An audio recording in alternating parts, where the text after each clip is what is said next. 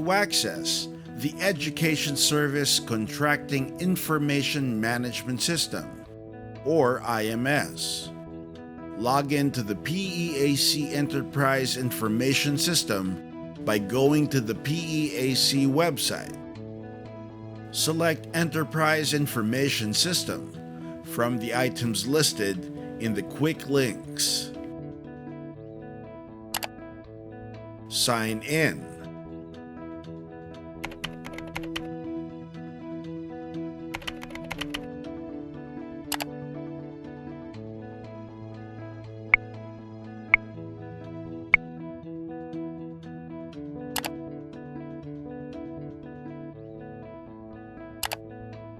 You will be redirected to the landing page. Read all advisories and announcements if available.